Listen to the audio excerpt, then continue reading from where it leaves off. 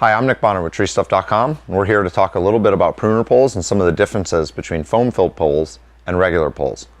All these poles that come from vendors like Notch and Marvin are all dielectrically tested. So they go through the same test where in a batch, they take 100,000 kV of electricity, they put it on one end, and they see if it makes it to the other end.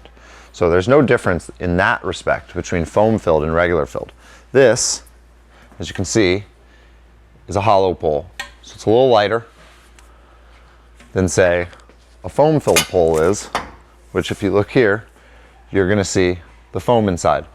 The foam doesn't actually provide any more dielectric resistance. What the foam does is it helps prevent the pole from building up moisture and such on the inside that can overcome that dielectric resistance. None of these pruner poles and no product that we sell here at Tree Stuff is meant as a hot stick. So these are not tools that you should use for getting something off of an energized line. That's definitely not the case. I want to talk a little bit about the differences in some of the pole types. So this is what we reference as a base pole. These are usually going to come without a ferrule and with or without a rubber boot. These notch poles come with a really nice rubber boot that's tight fitting and isn't going to come off. On the other end of these poles, we have a very standard Pruner Ferrule. These are made out of aluminum and they feature a standard kind of spring tension here. There's a small hole, and then this is going to line up not only with the male side of other pruner poles, but with the quick adapters that you find on pruning tools like pole saw heads and pole pruners and snips.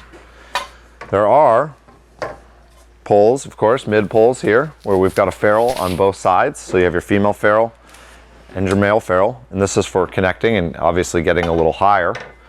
We also have poles that are permanent tool head adaptations. So this is to bolt a pole saw head or a pruner pole or a pruner attachment onto it for a permanent attachment, contrary to using a quick release. This obviously does have the lower male ferrule for connecting to another pole or can be used as a base pole. All these pruner poles are great. There are a ton of different options from different vendors. We have wooden poles.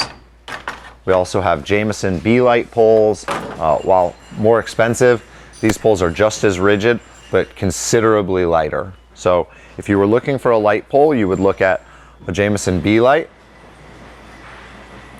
Then you would look kind of in the next order would be the Notch hollow, and then the Notch foam filled would be the heaviest.